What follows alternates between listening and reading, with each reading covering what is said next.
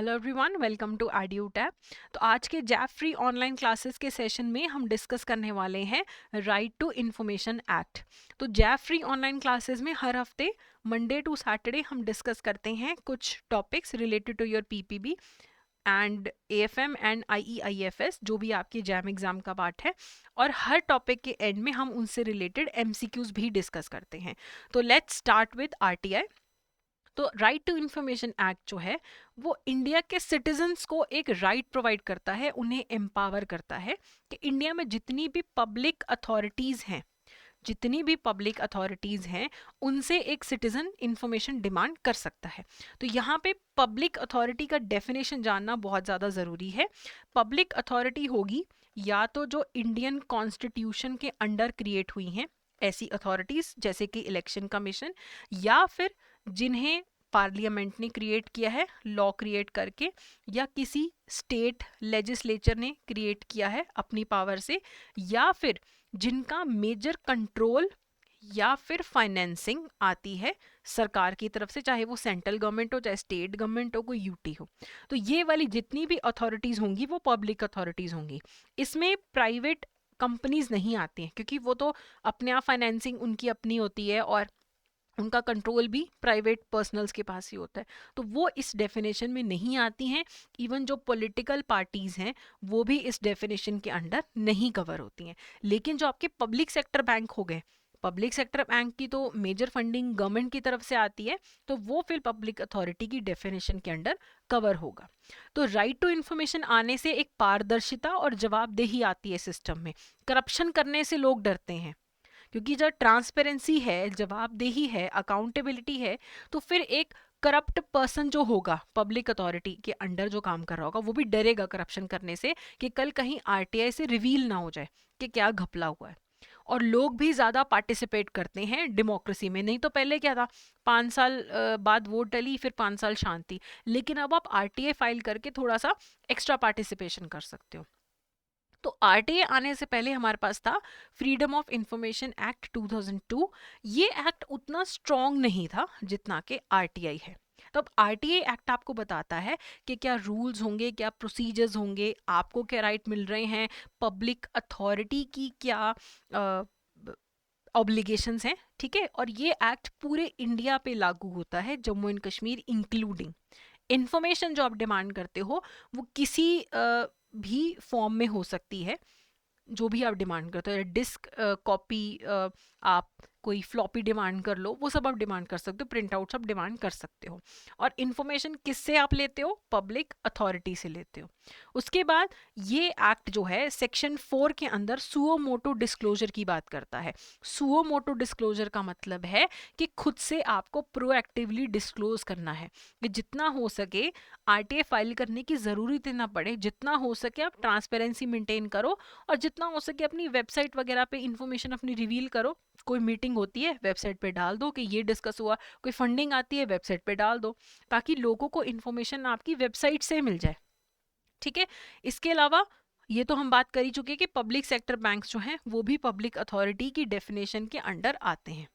तो right to information में आप कोई भी उनका वर्क इंस्पेक्ट कर सकते हैं, कि अगर पब्लिक अथॉरिटी बोल रही है कि ये काम चल रहा है तो आप जाके काम इंस्पेक्ट कर सकते हो, उनके दफ्तरों में जाके उनके रिकॉर्ड्स चेक कर सकते हो, डॉक्यूमेंट्स डिमांड कर सकते हो, नोट्स ले सकते हो, इवन सर्टिफाइड सैंपल ले सकते हो मटेरियल के। ठीक है, कि अपने मटेरियल लेके आप खुद से टेस्टिंग करवा सकते हो, आप चेक कर सकते हो, इतना आपके पास राइट है।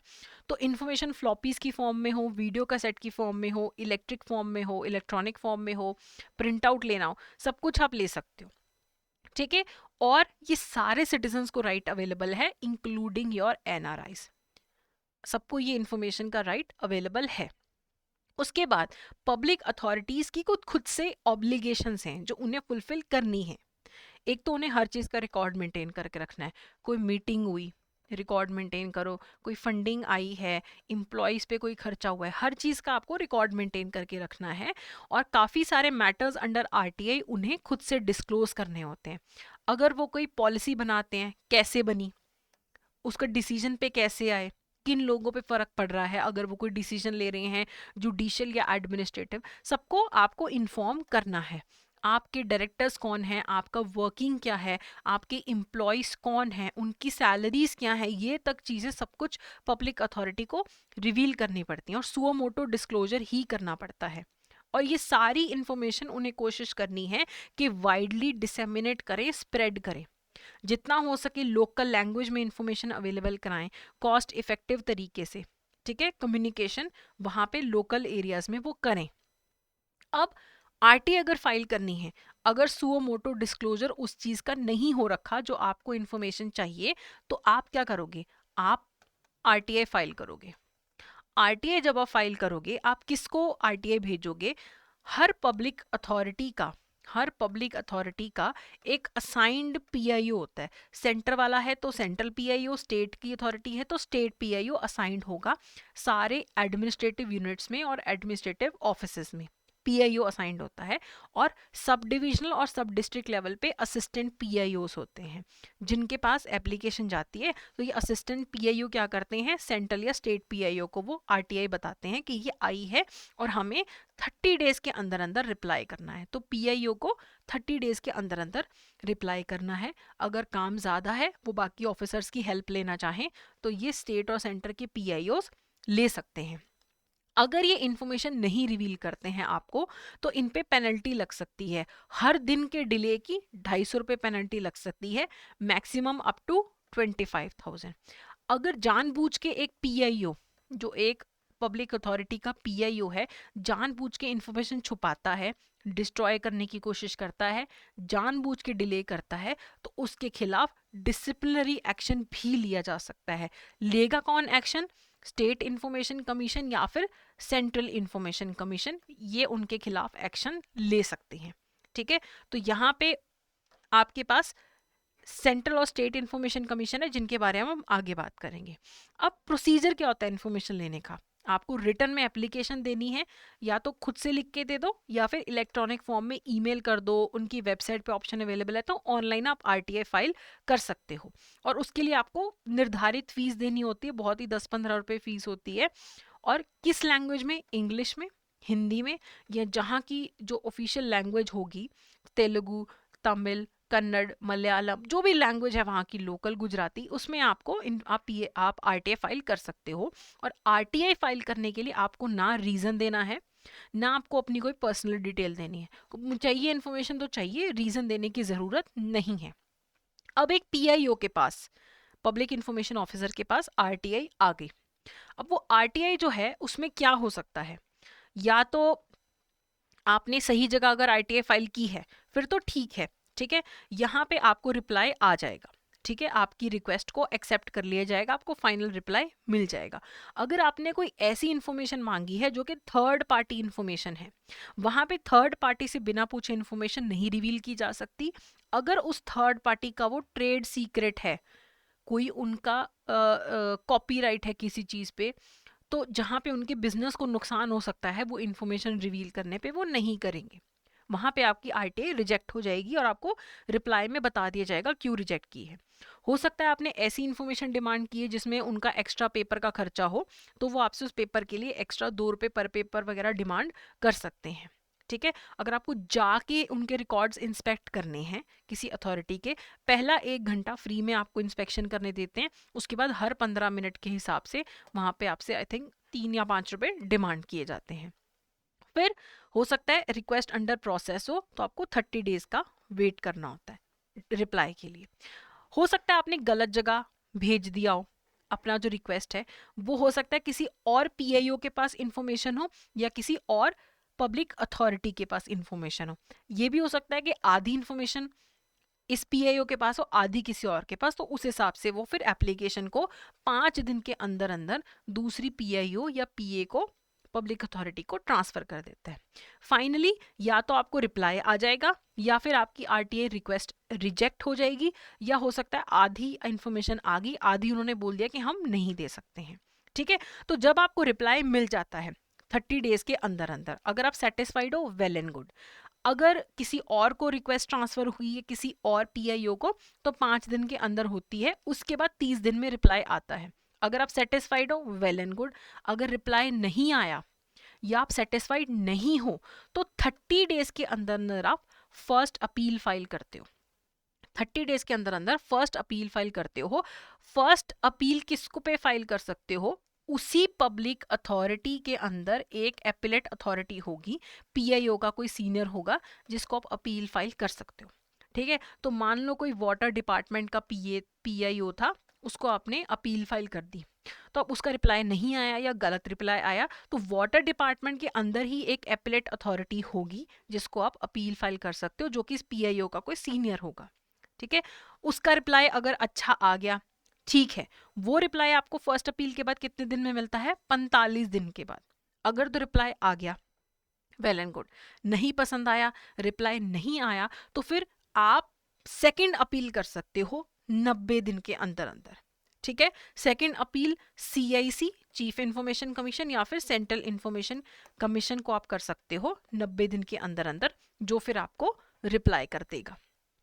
लेकिन अगर आपको लगता है कि जानबूझ के मुझे इन्फॉर्मेशन नहीं दे रहा पीआईओ, या जानबूझ के डिले कर रहा है, तो फिर आप बिना किसी टाइम लिमिट को देखते हुए सीधा सीधा सेक्शन 18 के अंदर सीआईसी या फिर एसआईसी को कंप्लेन कर सकते हो डायरेक्टली, बिना फर्स्ट अपील किए आप सीधा सीधा जा सकते हो सीआईसी या फिर एसआईसी के पास। यहाँ पे कोई टाइम लिमिट नहीं है, 15 दिन, 6 महीने बाद कभी भी आप अपनी कंप्लेंट फाइल कर सकते हो यहाँ पे सीआईसी या फिर एसआईसी को। ओके, हो सकता है आपको रिप्लाई नहीं आया, जानबूझ के डिले कर रहे हैं, उस ऑफिस में पीआईओ ही असाइन नहीं किया गया, तो आप बिना फर्स्ट अपील किए सेक्शन 18 के अंदर बिना किसी टाइम लिमिट को देखते हुए जा सकते हो। उसके बाद आपने आरटीआई जब फाइल की है, सबसे हाईएस्ट अथॉरिटी कौन सी है, central information commission. Central information commission में होता कौन है, एक तो चीफ इंफॉर्मेशन कमिश्नर होता है। ठीक है, उसके बाद उसी कमीशन में मैक्सिमम 10 सेंट्रल इंफॉर्मेशन कमिश्नर्स हो सकते हैं जिन्हें प्रेसिडेंट ऑफ इंडिया अपॉइंट करते हैं। तो कितनी इंपॉर्टेंट अथॉरिटी है ये कि प्रेसिडेंट ऑफ इंडिया अपॉइंट कर रहे हैं। और प्रेसिडेंट को नाम कौन रेकमेंड करता है, प्रेसिडेंट के पास खुद से तो इंडिया में ज़्यादा पावर्स नहीं है, नाम रेकमेंड करती है कमेटी। उस कमेटी में 3 लोग होते हैं, प्राइम मिनिस्टर चेयरपर्सन कमेटी के, एक लीडर ऑफ ऑपोजिशन, और एक कोई यूनियन कैबिनेट मिनिस्टर होता है नॉमिनेटेड बाय पीएम। ये लोग नाम भेजते हैं और प्रेसिडेंट अप्रूव करके अपॉइंट कर देते हैं। अब ये जो कमिश्नर्स अपॉइंट होते हैं, चाहे चीफ हो या दूसरे हों, 3 साल के लिए होते हैं या फिर 65 साल की उम्र तक मैक्सिमम। पढ़े लिखे लोग होते हैं साइंस में या एडमिनिस्ट्रेशन में, उन्हें अपॉइंट किया जाता है। ये वो लोग होते हैं, ना वो एमपी होने चाहिए, ना वो एमएलए होने चाहिए, ना कोई ऑफिस ऑफ प्रॉफिट हो उनके पास। ठीक है, और जो एक बार चीफ इंफॉर्मेशन कमिश्नर बन गया, चीफ बन गया जो, वो दोबारा से रीअपॉइंट नहीं हो सकता, रीअपॉइंट नहीं हो सकता। ये जो सेंट्रल इंफॉर्मेशन कमिश्नर्स हैं, ये चीफ बन सकते हैं एक बारी, लेकिन ये चीफ दोबारा रीअपॉइंट नहीं हो सकता है। सेम ही है स्टेट इंफॉर्मेशन कमीशन, जिसमें एक चीफ इंफॉर्मेशन कमिश्नर होता है और मैक्सिमम 10 कमिश्नर्स होते हैं। इन्हें गवर्नर अपॉइंट करता है on the recommendation of a committee. Committee में चीफ मिनिस्टर होते हैं as chairperson, leader of opposition है लेजिस्लेटिव असेंबली का, और एक कोई cabinet minister nominated by CM. इसमें भी 3 साल और 65 साल वाली लिमिट स्टैंड करती है। ठीक है, तो यहाँ पे एक बात और याद रखनी है कि जितनी हमारी इंटेलिजेंस एजेंसीज हैं, जैसे रॉ है, रॉ से इंफॉर्मेशन नहीं डिमांड कर सकते हम, कोई पॉलिटिकल पार्टी का इंफॉर्मेशन नहीं डिमांड कर सकते। कैबिनेट मंत्रालय के मंत्री जो हैं, वो अगर कोई मीटिंग्स करते हैं, उनकी आप इंफॉर्मेशन नहीं डिमांड कर सकते कि उन्होंने क्या बातचीत की आपस में। नेशनल इन्वेस्टिगेशन एजेंसी होगी, जितने भी ये सीक्रेट काम करते हैं, कोई फॉरेन गवर्नमेंट की सीक्रेट इंफॉर्मेशन है, वो आप नहीं डिमांड कर सकते हो आरटीआई के अंडर। ठीक है, तो अब क्वेश्चंस देख लेते हैं। If a RTI application is filed by a citizen, then which of the following steps can be taken by PIO. अगर एक आरटीआई फाइल होती है, पीआईओ क्या कर सकता है, इंफॉर्मेशन प्रोवाइड कर सकता है, आपकी एप्लीकेशन को रिजेक्ट कर सकता है, किसी और कंसर्न्ड पब्लिक अथॉरिटी को आपकी एप्लीकेशन ट्रांसफर कर सकता है। तो तीनों चीजें ही कर सकता है वो, तो आंसर होगा D, all of the above. फिर बात करते हैं, section 4 of the RTI act include suo motu disclosure by each public authority. What does it deal with? कहते हैं सेक्शन 4 सुओ मोटो डिस्क्लोजर की बात करता है। क्या होता है suo motu disclosure? It lays down the information which should be disclosed by the public authority on proactive basis. It forbids any proactive disclosure by the public authority. It deals with the definition of public authority. तो suo motu disclosure में क्या होता है कि proactively खुद से ही information जितनी हो सके reveal करो, तो आंसर है A. फिर बात करते हैं what is the time limit for filing an appeal to the CIC under section 18 of the RTA act 2005. अगर आपको सेक्शन 18 के अंदर आरटीए में अपील फाइल करनी है, कितने टाइम में कर सकते हो? 30 दिन, 45 दिन, 60 दिन, नो लिमिट. तो मैंने आपको वो फ्लो चार्ट दिखाया है, वो याद रखना है. यहाँ पे कोई टाइम लिमिट नहीं है. वैसे अगर सेकंड अपील फाइल करनी है तो 90 दिन में करनी होती है, लेकिन अगर अंडर सेक्शन 18 करनी है तो कोई भी टाइम लिमिट नहीं है. अब आखिरी क्वेश्चन जो कि आपका होमवर्क क्वेश्चन है, बहुत ही आसान है. विच of the following is not covered under RTA? Reliance industries, Tata Motors, political parties या फिर ऑल ऑफ द अबव. बहुत ही आसान क्वेश्चन है, तो इसका आंसर आप हमें कमेंट सेक्शन में दीजिएगा. So that's it for today. Thank you so much.